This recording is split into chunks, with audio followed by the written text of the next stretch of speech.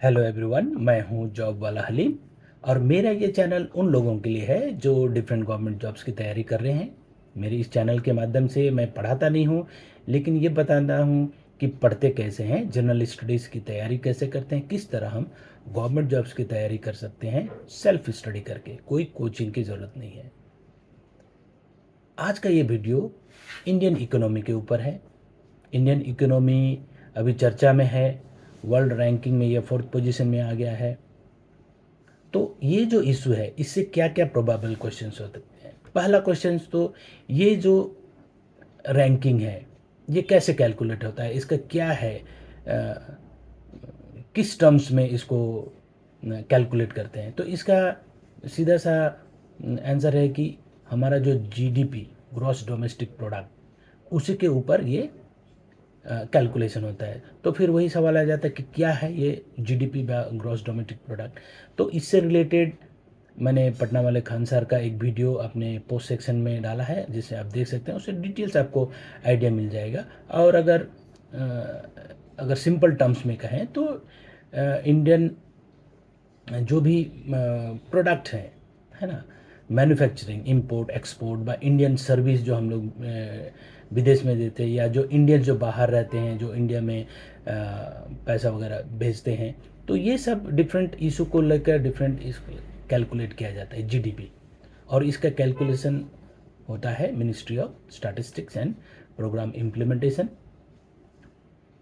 तो इसी जीडीपी के बेसिस पर ही ये जो इंडियन इकोनॉमी या इकोनॉमी कैसे ग्रोथ होता है उसका कैलकुलेशन होता है।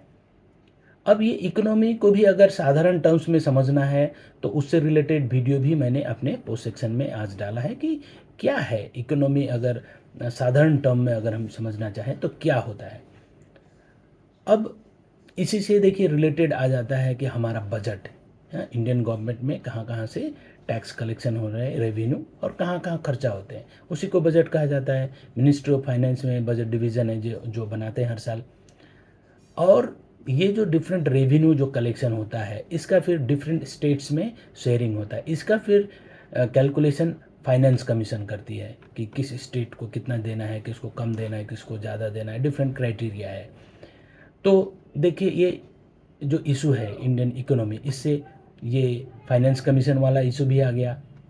अब ये जो नीति आयोग जिन्होंने ये अनाउंस किया कि इंडियन इकोनॉमी अभी 4th रैंक में आ गया, तो ये नीति आयोग ही पहले प्लानिंग कमीशन था। हम हिस्ट्री में पढ़ चुके हैं पंचवर्षीय योजना, 5 ईयर प्लानिंग। तो फर्स्ट सेकेंड थर्ड हम जानते हैं कि जब नेहरू के टाइम में प्रोफेसर महालनोबिस थे, उनके टाइम में ये जो 5 ईयर प्लानिंग था कि बहुत ही अच्छा डेवलपमेंट के लिए बहुत ही हेल्पफुल हुआ था। वो प्रोफेसर महालनोबिस कहीं कि नहीं यहीं कोलकाता, हमारे कोलकाता में डनलप में है, और उन्हीं का जो इंस्टीट्यूशनल प्रॉपर्टी है वहाँ इंडियन स्टैटिस्टिकल इंस्टीट्यूट है। तो ये भी एक रिलेटेड क्वेश्चंस आ जाते हैं। तो देखिए इस तरह से जब हम कोई इशू सामने पाते हैं जिसका चर्चा हो रहा है, तो हमें इस तरह से उसके बैकग्राउंड में उससे रिलेटेड इशू को भी हम स्टडी करें, तो आने वाले एग्ज़ाम्स में हमें ज़रूर कॉमन क्वेश्चंस मिलेंगे। और मेरे इस चैनल में मैं इस तरह का अपडेट्स देता रहता हूँ। और मेरे चैनल के पोस्ट सेक्शन में अगर आप मेरे चैनल को सब्सक्राइब करें तो देखेंगे वहाँ 4 टैब्स होंगे। एक होम टैब रहता है, एक वीडियो, एक शॉर्ट्स और एक पोस्ट रहता है। पोस्ट में जो इस तरह के इंफॉर्मेटिव या वैल्यूएबल जो वीडियोस, जो दूसरे टीचर्स का वीडियो मैं वहाँ डाल देता हूँ, ताकि आप उसको देखकर उसमें उससे इंफॉर्मेशन ले सकते हैं जो आपके काम में आ सकता है। तो इसी तरह के रेगुलर अपडेट्स के लिए मेरे चैनल को फॉलो करें, सब्सक्राइब करें और शेयर कर दें उन बच्चों के लिए जो डिफरेंट गवर्नमेंट जॉब्स की तैयारी कर रहे हैं लेकिन कोई कोचिंग नहीं ज्वाइन कर सकते हैं।